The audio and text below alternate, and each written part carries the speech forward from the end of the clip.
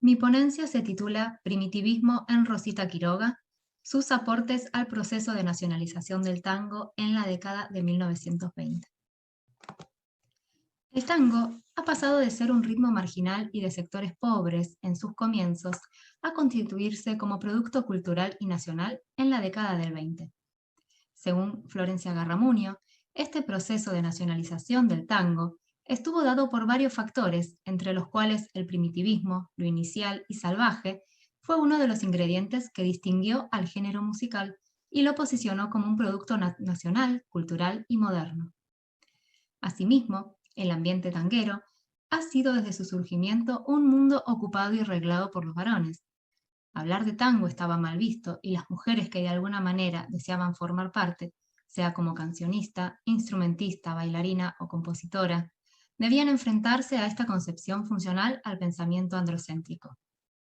Incluir una visión con perspectiva de género en los estudios de tango de la década de 1920 permite ampliar las miradas de una manera más igualitaria. En el presente texto me propongo indagar sobre el concepto de lo primitivo asociado a la mujer, tomando como ejes el origen y mestizaje de la cancionista, su voz e imagen, para entender los modos de participación y su relevancia en el mencionado proceso de nacionalización del tango. Rosa Rodríguez Quiroga, más conocida como Rosita Quiroga, nació a fin del siglo XIX o comienzos del siglo XX, en el barrio de La Boca, y fue vecina de Quinquela Martín y Juan de Dios Filiberto. Creció inmersa en la incipiente cultura tanguera que respiraba su barrio. También fue hija de una familia ensamblada. Su madre era cordobesa y tenía una hija de un matrimonio anterior. Su padre, asturiano, y enviudó al poco tiempo de llegar a Buenos Aires con su mujer y 6 hijos. Según Gloria Anzaldúa, las mestizas entienden que sus límites son borrosos, así como su ascendencia también lo es. No pueden sostenerse sobre conceptos rígidos o estables. Necesitan crear hábitos y patrones de conducta que no respondan a lo cultural y socialmente aceptado. No es la razón y el pensamiento convergente los que guiarán su andar, sino la flexibilidad y sus movimientos continuos, que resultarán en una expansión hacia una perspectiva total e incluyente. Una mestiza posee una natural tolerancia hacia la ambigüedad, tiene poder de síntesis, es capaz de abordar una nueva conciencia, una conciencia mestiza. Gloria Anzaldúa afirma que el futuro le pertenecerá a la mestiza. Creadora de una nueva conciencia, deberá trascender los binomios establecidos, subsanar las divisiones creadas desde la misma concepción de los conceptos de sexualidad y raza, para embarcarse en una lucha de vida que podría poner fin a los conflictos de violaciones, guerras y violencias. Quiroga vivió en una casilla de madera y zinc, asentada sobre pilotes por las frecuentes inundaciones de esa época. Según sus palabras, al ser entrevistada por Julio Ardiles Grey hacia la década del 80, a los 7 años de edad esperaba las inundaciones para salir en bote a hacerle mandados a los vecinos. A los 7 años ya era medio marimacho. Ella misma expresa en la entrevista reafirmando esta borrosidad de límites. Según Virgin Despentes, la concepción de virilidad asignada a la fuerza, la autonomía, a no mostrar debilidad, a no cuidar mucho el cuerpo, encarna la posibilidad de poder hacer mucho más que desde una femineidad. En los dichos de Rosita, salir en bote sola constituía un rasgo masculino. A esa edad comenzó a cantar. Su vecino, Juan de Dios Filiberto, le enseñó a tocar acordes con la guitarra. Ella acompañaba a su hermano y cantaba mientras él y sus novias afilaban. Luego comenzaron a llamarla de fiestas, cumpleaños, colegios, y Rosita cantaba milongas, canciones sureñas, cosas criollas, nunca tango. El tango en esa época era una mala palabra, dice Rosita. Volvía despeinada y con el guardapolvo sucio de la escuela. Se empacaba cuando le pedían que cante. Si a mí me gusta, yo canto, no necesito que me lo pidan, decía Rosita. Pero su espíritu rebelde la llevó a mucho más que una vida simple. Cuando tenía 13 años de edad, su madre y su padre se separaron. Con sus hermanas ya casadas, Rosita eligió quedarse con su madre. La emancipación femenina sería el primer paso en la realización de sus elecciones. Junto a su madre entendería las dificultades de la mujer y la pobreza. Rosa y su madre pasaron mucha pobreza aún trabajando.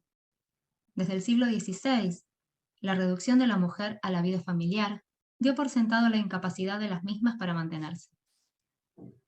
Se las ha discriminado como mano de obra asalariada, vinculando su función a tareas domésticas y de crianza, por las cuales no recibían remuneración. La definición de las tareas de la mujer como no trabajo convirtió desde entonces al trabajo femenino en un bien común al alcance de todos. De esta forma, la pobreza fue feminizada, contribuyendo a un nuevo orden patriarcal, en el cual la mujer dependía de su empleador y de su marido. La cancionista no especifica qué trabajo realizaba su mamá. Solo cuenta que en la entrevista que ella misma cosía pantalones para la intendencia de guerra y que tenían una pobreza franciscana bárbara, ya que no querían por orgullo pedirle ni 10 centavos a su padre. Así fue hasta que ella decidió salir a cantar. Retomo Ansaldúa cuando afirma que una mestiza rebelde no reconoce límites, es producto de una hibridación diseñada para sobrevivir, perdura por sobre todo, aprende a transformar el yo en un ser total. Quiroga imprime la idea de sentimiento en sus interpretaciones y crea un estilo precursor del decir en el tango. Recitar cantando o cantar recitando.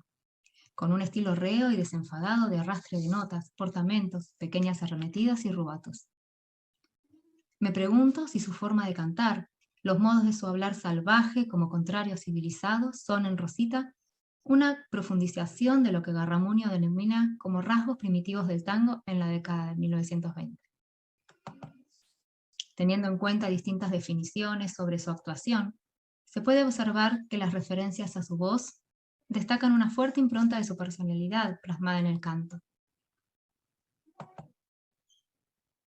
La tonada rabalera, el estilo canyengue, el arrastre de las heces, el desenfado, ¿configuran un rasgo masculino o femenino? ¿Podría entenderse esto como un aspecto primitivo en la interpretación desarrollada por Rosita?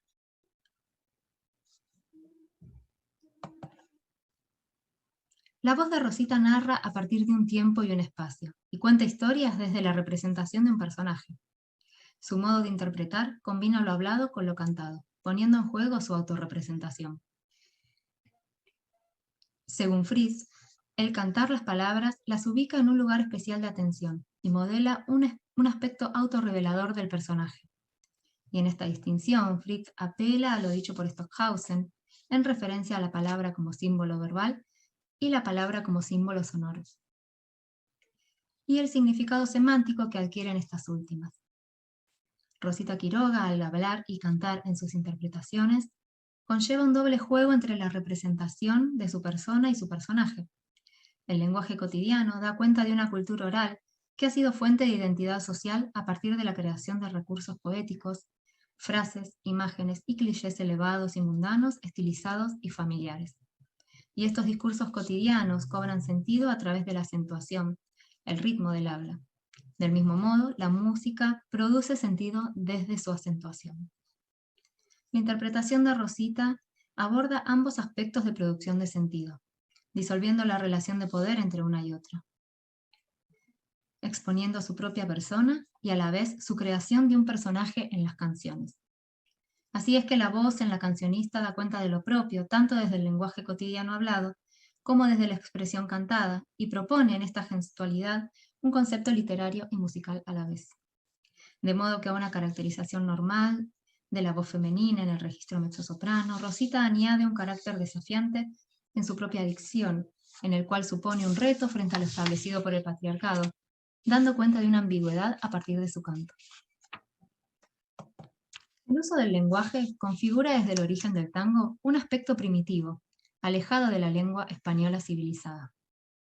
La intervención de las vanguardias literarias latinoamericanas en este campo será de gran importancia para generar una mirada sobre lo nacional y su aceptación en la diferencia con lo europeo, anclando el idioma europeo con lo colonial y antiguo y lo nacional con lo actualizado y moderno.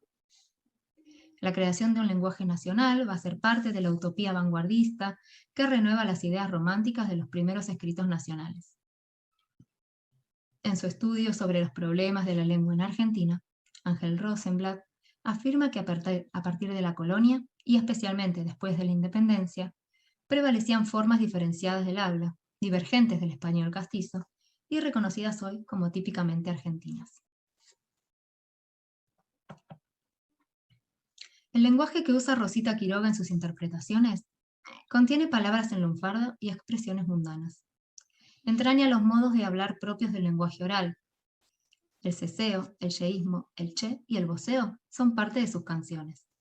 Su discurso reafirma el lugar que ocupa en la escena del tango, resaltando los rasgos más cercanos a un sentir y vivir propio que elevan su figura de cancionista. Este acercamiento autorrevelador se ve intensificado con el uso del micrófono y la posibilidad de transmitir desde una intimidad sonidos que de otra forma no se escucharían, como susurros, respiraciones y murmullos. El erotismo y la sexualidad participan en esta intimidad haciendo eco de un primitivismo al cual se accede a través de la voz, que es producida directamente por los músculos del cuerpo. Los medios tecnológicos intervienen, acentuando la relación entre el cuerpo y el sonido producido al amplificar lo propio, lo que emana del cuerpo. Los medios tecnológicos intervinieron activamente en la carrera artística de Rosita Quiroga.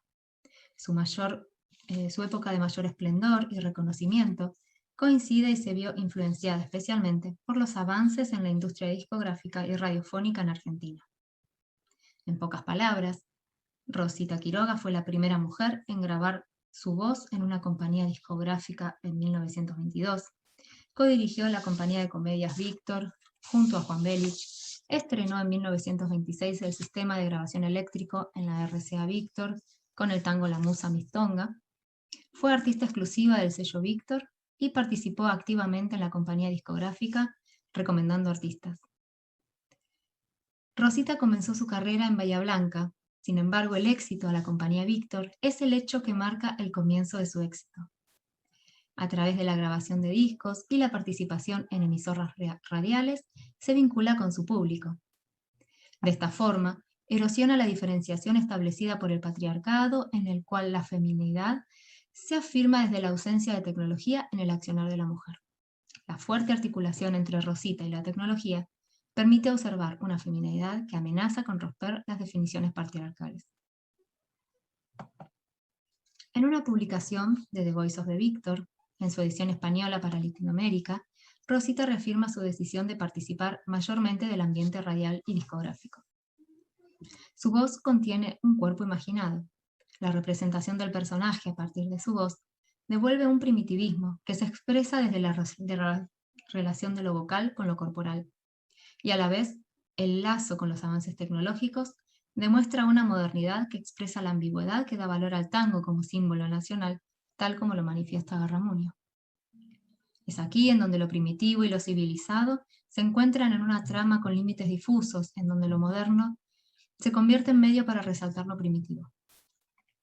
El placer corporal de cantar se produce y transmite en el momento justo del acontecimiento musical, que es mediado por las nuevas tecnologías de la época y que permiten que una voz pueda tener un cuerpo imaginado.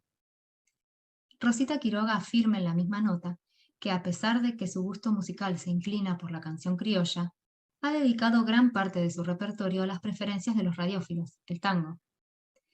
Me pregunto si del mismo modo moldea su voz para corresponderse con un personaje afín al gusto de los oyentes, dado que la voz es lo que define su identidad o sus identidades. Según Fritz, conocemos al cantante por lo que los medios de difusión hacen creer acerca de él, lo que demuestra el personaje en tanto estrella, pero conocemos e imaginamos cómo es realmente su persona o su personaje a través de la voz. En el caso de Rosita, la ambigüedad que expone desde lo cantado y lo hablado configura una imagen única. Aunque podría decirse que el estilo reo constituye un estereotipo masculino en términos de Despentes, ella no canta en el registro grave propio del varón, sino que agrega modos y conceptos que se asignaban a un decir masculino en sus interpretaciones. La cantidad y variedad de elementos que intervienen en sus interpretaciones da lugar a representaciones diversas en las que el vínculo con el oyente se encuentra a través de la exploración de las emociones. Se escuchan voces como masculinas o femeninas según la preferencia sexual del auditorio y el propio goce. A raíz de esto, cómo era escuchada la voz de Rosita y qué cuerpo se le asignaba en el imaginario. Hablar de voces femeninas y voces masculinas supone una diferenciación establecida y definida por el patriarcado. Lucy Green analiza desde una perspectiva de género la exhibición corporal, la cual puede producirse más allá de una actuación en vivo. Propone que la exhibición supone la construcción de una máscara metafórica, un escudo que protege y al mismo tiempo atrae la atención hacia el cuerpo. Esta definición patriarcal sobre el canto en la mujer manifiesta una contradicción entre la seguridad de la propia voz como sonido del cuerpo y el cuerpo como elemento seductor. La mujer así se convierte en víctima de sus propias vicisitudes. Sumado a esto, Lucy Green afirma que la imagen de la cantante asalariada, que se exhibe en un espacio público, se relaciona directamente con la imagen de quien recibe dinero por su cuerpo, es decir, una prostituta, y las cantantes se acercan a esa situación de amenaza constantemente. Nuevamente encontramos la asociación desde un pensamiento patriarcal entre la mujer y el cuerpo sexuado. En el caso de Rosita Quiroga, ¿cómo se definía estéticamente y qué relación tenía con los medios visuales? Ardiles Gray la recuerda en su entrevista diciendo: si cierro los ojos, la voz me hace pensar que quien habla es esa muchacha regordeta, sonriente, apoyada en la guitarra. La contextura física de Rosita no era la que se adaptaba a los estándares de figura femenina. No cumplía con las normas establecidas para ser visible. Su cuerpo no era evaluado en la radio, pero sí entre sus amigos.